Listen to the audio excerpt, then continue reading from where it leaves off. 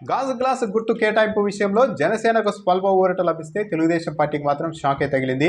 చాలా నియోజకవర్గాలు రాష్ట్ర వ్యాప్తంగా దాదాపు 50కి పైగా శాసనసభ, లోక్సభ స్థానాల పరిధిలో ఇండిపెండెంట్లకు గాజు గ్లాసు గుర్తులు కేటాయించారు. దీన్ని సవాల్ చేస్తూ హైకోర్టుకు జనసేన పార్టీ వెళ్ళింది. ఆ తర్వాత తెలుగుదేశం పార్టీ కూడా ఇంప్లీడ్ అయింది. నిన్న ఈసీ హైకోర్టుకు ఒక విషయం చెప్పింది. 24 గంటల్లోగా తమ నిర్ణయాన్ని వివరణ ఇస్తామని హైకోర్టు చెప్పింది. ఈరోజు ఈసీ తన నిర్ణయాన్ని అఫిడవిట్ రూపంలో హైకోర్టుకు సమర్పించింది. అందులో అయితే స్పష్టంగా కొన్ని విషయాల్ని తేల్చేసింది. జనసేన పార్టీ ఎక్కడైతే లోక్సభ స్థానాల్లో పోటీ చేస్తూ ఉంటుందో అక్కడ ఆ లోక్సభ స్థానం పరిధిలోని ఏ అసెంబ్లీ స్థానంలో కూడా గాజు గ్లాసు గుర్తును ఇండిపెండెంట్లకు కావచ్చు, ఇతరులకు కావచ్చు కేటాయించలేదు అని స్పష్టంగా చెప్పింది. అంటే ఇప్పుడు జనసేన మచిలీపట్నం, కాకినాడ లోక్సభ స్థానాల్లో పోటీ చేస్తూ ఉంది. ఆ లోక్సభ స్థానాల పరిధిలోని ఏ అసెంబ్లీ స్థానంలో కూడా జనసేన పార్టీదిగా చెప్తున్న ఈ గాజు గ్లాస్ గుర్తు ఇక ఏ ఇండిపెండెంట్కు కేటాయించారు.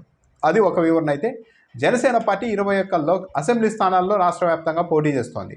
ఈసీ చెప్తోంది జనసేన పోటీ చేస్తున్న ఈ 21 అసెంబ్లీ స్థానాలు ఉన్న ఆ లోక్సభ పరిధిలోని లోక్సభ అభ్యర్థికి కూడా ఏ ఇండిపెండెంట్ అభ్యర్థికి కూడా గాజు గ్లాసు గుర్తు కేటాయించాం అని స్పష్టంగా చెప్పింది.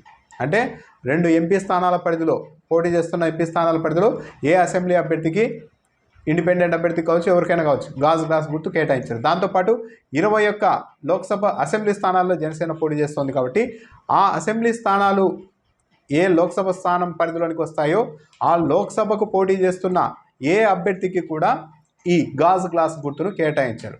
అయితే ఇది జనసేనకు కొద్దిగా ఊరటే, కానీ తెలుగుదేశం పార్టీకి మాత్రం ఊరట లభించలేదని చెప్పాలి. ఎందుకంటే జనసేన పార్టీ అటు లోక్సభకు కానీ ఇటు అసెంబ్లీకి కానీ పోటీ చేయని జిల్లాలు, లోక్సభ స్థానాలు చాలా ఉన్నాయి.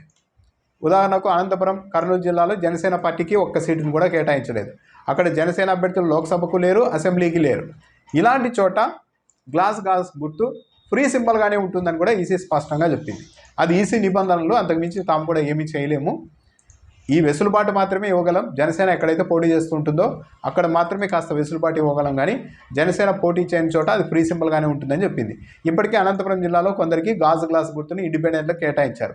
అక్కడ జనసేన పోటీ చేయడం లేదు కాబట్టి అక్కడ మాత్రం ఇలా ఇండిపెండెంట్లకు గాజు గ్లాస్ గుర్తు ఉంటుంది. రాష్ట్ర వ్యాప్తంగా ఇలాంటివి చాలా ఉన్నాయి.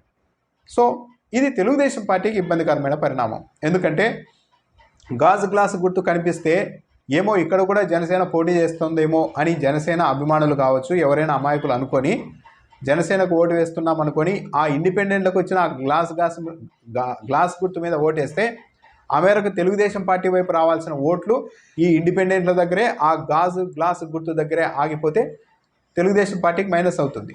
జనసేన ఓటింగ్ మొత్తం కంప్లీట్గా టీడీపీ అభ్యర్థులకు షిఫ్ట్ అవ్వడం అనేది కష్టమవుతుంది. ఒక 1000-2000 ఓట్లు ఇలా ఆగిపోయినా కూడా తెలుగుదేశం పార్టీ అభ్యర్థుల తలరాతలు కూడా మారిపోవచ్చు.